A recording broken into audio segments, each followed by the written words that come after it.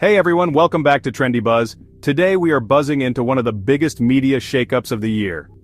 You've probably seen the headlines, CBS News shakeup, the real story behind the headlines.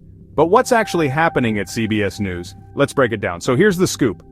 Wendy McMahon, president of CBS News and Stations, just announced she's leaving the company.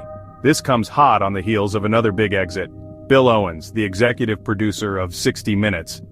If you're wondering why both top figures are out the door, the answer has a lot to do with what's going on behind the scenes at CBS, Paramount, and even a very familiar political name, Donald Trump. Let me set the stage. A few weeks ago, 60 Minutes aired an interview with Vice President Kamala Harris. The Trump team didn't like how it was edited. In fact, Trump himself is now suing 60 Minutes for a jaw-dropping $20 billion, claiming the interview was deceptively cut. That's not pocket change, and it's put a ton of pressure on CBS. Here's where it gets complicated. Paramount, which owns CBS, is in the middle of a major business move. Sherry Redstone, the company's controlling shareholder, is reportedly trying to sell Paramount to Skydance. But there's a catch.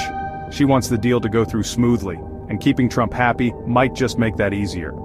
So, there's talk inside CBS about settling this giant lawsuit instead of fighting it out in court.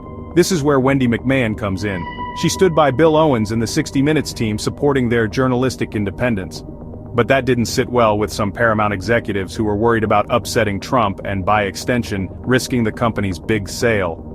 The tension reached a boiling point, and suddenly both McMahon and Owens are out. The timing here is no accident either. McMahon's exit comes right after the 60 Minutes season finale. That means big changes are happening just as the network enters a new chapter. Now, why does all this matter? Well, when top journalists and executives leave a newsroom over pressure from business interests or political lawsuits, it raises big questions about the future of independent news. Are media companies putting business deals above journalistic values? It's a story that affects not just CBS but every newsroom in America. So what's next for CBS News? We don't know for sure. But one thing's clear, the battle over who controls the news is far from over, and the fallout from these exits will be felt for a long time. If you found this breakdown insightful, hit that like button and let me know your thoughts in the comments.